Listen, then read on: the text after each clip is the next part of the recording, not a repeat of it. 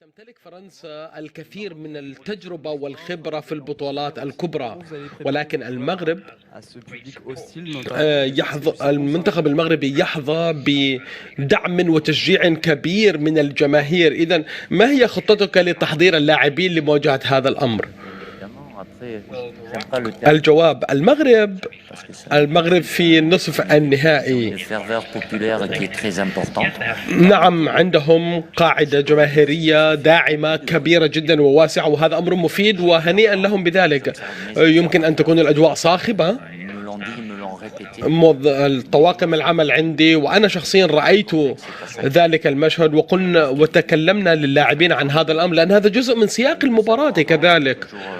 وهذا الأمر لن يحقق لكم أهدافا، لن يسجل أهداف، ولكن هذا أمر علينا أن نأخذه في الحسبان. وهنيئا لهم، هذا محظوظونهم بهذا النوع من الدعم والمؤازرة من المشجعين. وغدا ستكون المباراة صاخبة جدا وفيها أصوات وهتافات. عندما تستعدون لأي مباراة يجب أن تستعدوا لأجواء المباراة. نحن نعرف ما الذي نحن بصدد مواجهته. سؤال بالإنجليزية.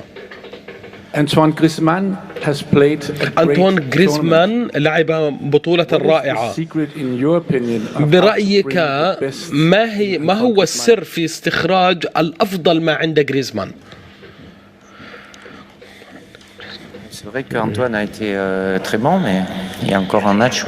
نعم، لقد لعب بطولة رائعة، ولكن نحن بحاجة إليه لأن يتحلى بنفس القدر من الكفاءة في مباراة الغد كذلك.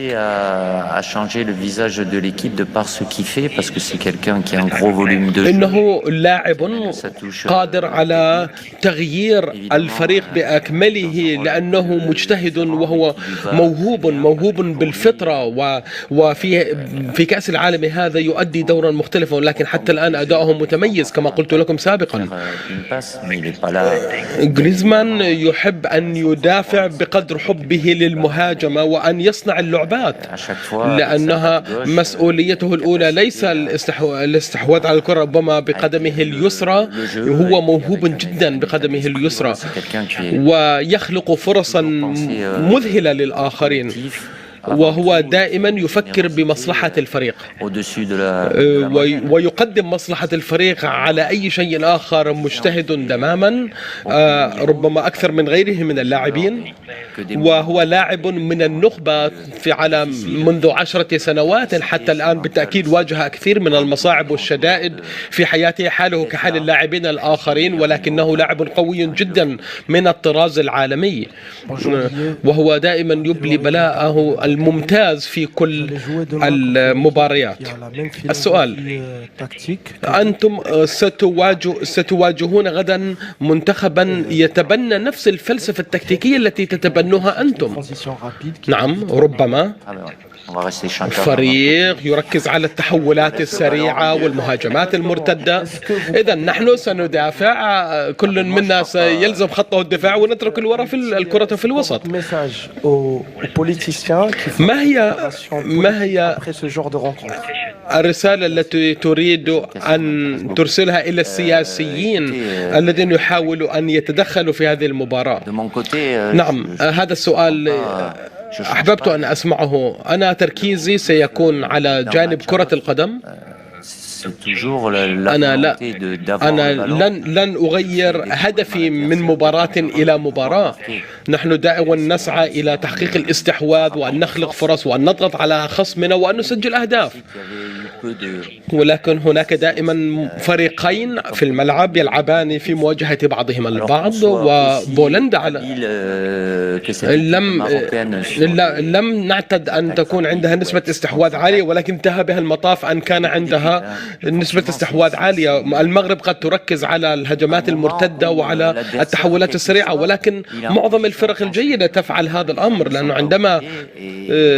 عندما تستعيد الكرة من خصمك أثناء مهاجمتك لكم، فيمكنك بسرعة أن تخلق فرص وتقلب الطاولة عليهم وأن تسجل أهداف. وهذه فرص يجب على الفرق أن تنتهزها، والمغرب بارعون في هذا النوع من اللعبات. نحن كلينا خطته في المباراة والقابلة للتعديل. هذه الخطط دائما قابلة للتعديل. كل فريق من الفريقين يحاول أن يحقق أعلى نسبة استحواذ. ليس الغاية هي الاستحواذ، بل هي وسيلة لكي نخلق فرصا لتسجيل أهداف. وبالنسبة لرسالتي إلى السياسيين، ليس عندي أي رسالة، ليس عندي ما أقوله لهم. أنا عندي هذه ليست طريقة عملية. نحن في مواجهة، نحن بصدد خوض مباراة كرة قدم. هناك تاريخ وماض بين البلدين، هناك دائما نوع من الشغف، ولكن أنا عملي مدرب وأنا أعلم ما هي وظيفتي وما يجب أن أحمل اللاعبين على فعله. السؤال: ما رأيك بالمدرب المغربي وليد الركراكي؟ قال أنه لا ينتبه للبيانات، نسبة الاستحواذ ونسبة لا جدوى من نسبة الاستحواذ العالية إن لم تسجل، ويرى بأنك توافقه الرأي.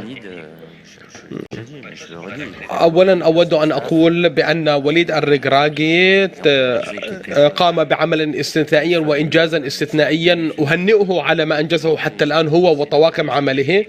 لقد كان إنجازا مذهلا أن يصل إلى نصف نهائي كأس العالم، وهذا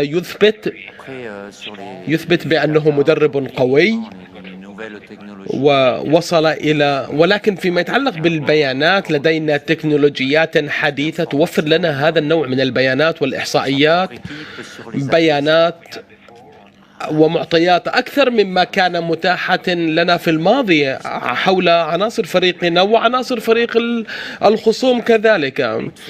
لا ينتبه إليها الجميع.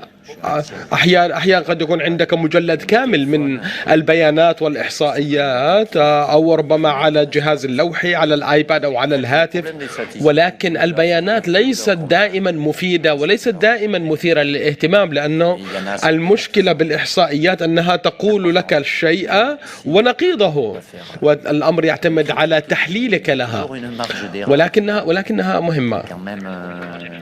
وهناك دائما هامش للخطأ في جمع هذه البيانات من المقام الأول. الآن بعض القراءات قد تكون مضللة،